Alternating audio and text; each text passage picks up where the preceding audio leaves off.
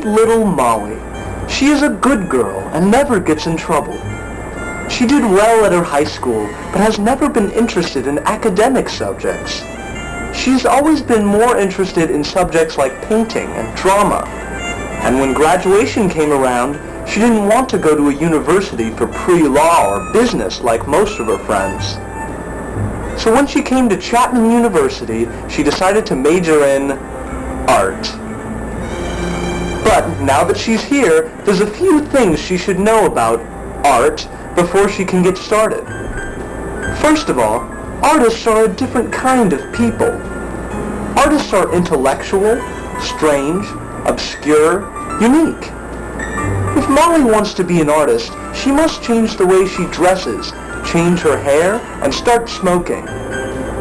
If she wants to fit in, she must have intellectual conversations with her peers, for example, art history, the self, or the philosophy of different mediums. If she really wants to fit into the crowd, she could ask her parents to stop sending her money so that she would seem like she's struggling and poor. A nervous disorder and a drug addiction would definitely be a plus. At that point, she would be considered an artist without even making any art. Now that she's got the basics down, she can move on to the next level, making art. When making her art, there are a couple of pointers Molly should keep in mind in order to make successful art. First of all, when trying to think of doing something, she should remember not to do anything that has already been done by an artist previously. Stay away from these types of cliches and stereotypes. That would be uninteresting. She also shouldn't try to explore a specific subject in order to find an underlying theme behind it. She must already have a unifying idea, concept, or message behind her art. It can't just be visually pleasing. That's not art, that's just masturbation. When she is finally finished with her art piece, she must be able to discuss it, explain what she was trying to do, and take harsh criticisms. And don't forget, Molly, if anyone wants to market it, tell them no. Molly must stay away from any kind of commercial art.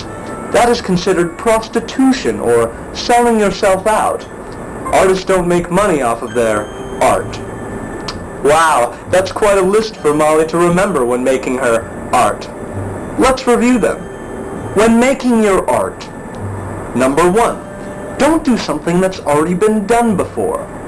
Number 2, don't explore. Number 3, stay away from cliches. Number 4, it must have a unifying concept.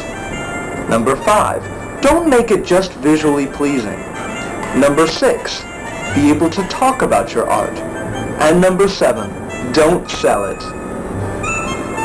Now Molly is ready to graduate from Chapman University and introduce her art to the world. She should find multiple galleries where she can display her art and have as many people see it as possible. If her art is good enough, someday she could become a famous artist and be discussed in books and new students' intellectual conversations.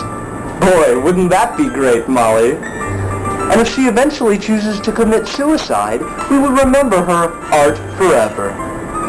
Well, now that Molly has found her way into the business of art, it's your turn. So remember what Molly has learned, use it, and go out and make art.